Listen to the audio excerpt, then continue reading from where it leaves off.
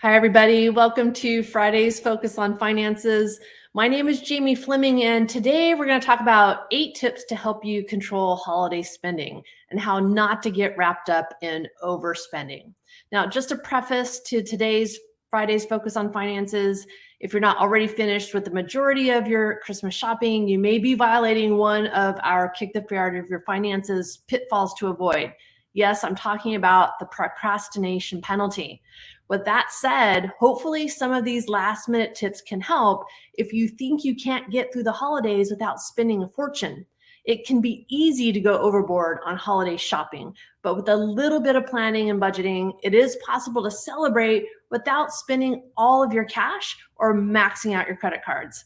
Use these 8 practical tips to ensure you stay on budget for the new year rather than getting wrapped up in holiday spending.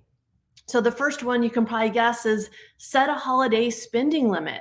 Give your credit card and your mind a holiday by limiting what you buy to what can safely come out of your bank account. Use this opportunity to create or get your budget into fighting shape and use it to decide how much money you can afford to spend.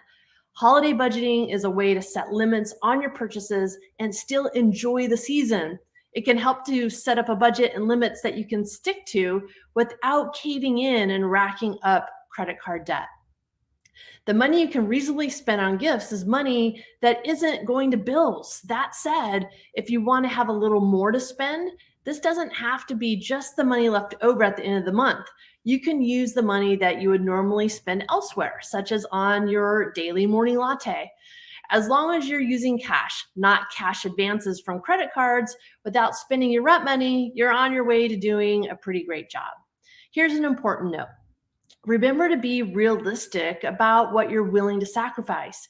You may spend your money, your monthly clothing budget on holiday gifts, then come up empty if you need a new pair of snow boots. So you want to look at what your needs are versus what your spending budget can be.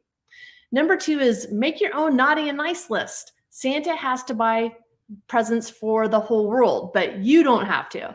If your shopping list includes more than 5 people outside your immediate family, cut down on the number of people on your present list. Then bake some cookies to give to all the people you snipped from your original gift list. This will ensure you spread the holiday cheer and keep you from looking like Scrooge in the process. Number 3 is be realistic about your budget.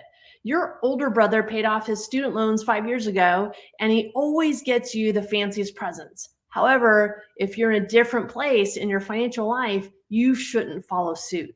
If you have any doubts as to whether those on your list will appreciate the less expensive presents you buy them, think back to what your friends and family gave to you when their budgets were tighter. There's no doubt that you'll both be happier and better friends in the new year if you're not creating debt loads for each other this year. Now, here's an interesting fact. The average amount of Americans plan to spend on gifts, foods, and decorations. This was in 2020 holiday season. This is according to the National Retail Federation. The average amount Americans planned to spend last year was $998. So it'll be interesting to see where you fall in that national average. Now, number 4, become a coupon and coupon code collector. Why spend more for things if you don't have to? Sales aren't the only way to get great gift deals on gifts you want for your friends and family. Before you shop online, perform a quick web search for coupon codes for your favorite online stores. And before you shop in local stores, comb through your coupons you receive in your mailbox. While you search through the flyers, make sure to comparison shop for the items you're interested in. Savings can happen just by keeping your eyes peeled for the deals. This is why the procrastination penalty can really affect you, because if you don't allow yourself time to do some of these gift saving techniques, then you end up spending more money than you have to, and oftentimes hundreds of dollars more. Number 5, give the gift of your time. Mom and dad or other faraway family and friends might love nothing more than a visit from you. Another idea, writing up a free night of babysitting card for your family members with young children, or good for a home cooked meal certificate for your widowed aunt that can be used when the time is right. These are fun and easy things to give away and mean a lot to the person receiving them. So think about who you have in your world that can use some of these things that either give your time, like a meal with a friend, a home cooked meal, or again, the babysitting idea is something that's really popular. Number 6, build better spending habits. Get over the how am I going to pay off my credit cards next month anxiety by giving yourself the gift of developing new and improved spending habits. For example, for every dollar you spend on gifts, you can find a way to remove that dollar from your regular spending.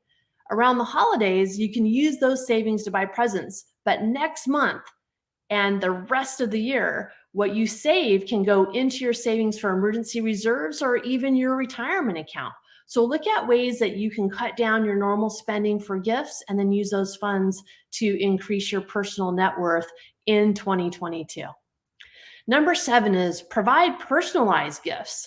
A small, thoughtful gift is worth more than an expensive gift that someone may never use. Avoid impulses to shop at trendy stores and start the holiday by taking a moment to think about what those on your list could really use. For example, if your sister loves to bake but can't get the hang of homemade pie crust, you could buy her a simple pastry making tool for less than $10 and include a copy of a foolproof recipe. So other things that you can do are DIY gifts. My kids on their own decided to make each of their teachers a gift for the holidays. They're in middle school. They have 7 teachers. My son came up with this idea to make these Santa pants where he can put in some candy canes and chocolate kisses, and we can include a small gift card. And then my daughter used a kitchen whisk, made a note, "We whisk you a Merry Christmas," and added kisses to the whisk. And these were all ideas. Not only did they come up with the idea on their own, but they actually made these all on their own for each of their teachers. So these are really fun things to do. As a family, we did something similar for our family gifts to our good friends as well, and we all participated in that idea. And lastly, number 8 is organize group volunteering versus holiday parties. Your friends probably struggle with overspending as much as you do over the holidays. Give them the relief of foregoing buying gifts for you by organizing a group volunteer day instead. It's possible to volunteer virtually as well in today's day and time with COVID. You'll come out of the day feeling proud of your efforts rather than suffering from buyer's remorse, and anyone can benefit from volunteering. Nonprofit Volunteer Match has a massive online database that you can search to find volunteering opportunities in person and virtual for a wide variety of causes and organizations throughout the United States. The bottom line is this: don't let your debt become the Grinch that robs the fun from your holiday season.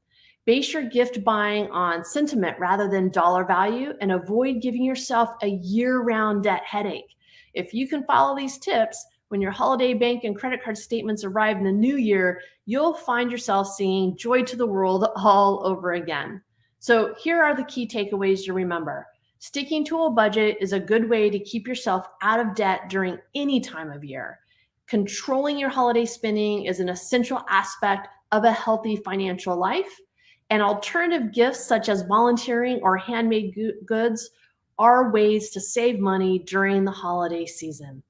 So take advantage of some of these tips if you can. Plan for next year early on. Now that you know some of these extra savings tips for the holidays, you can use these all year long to help.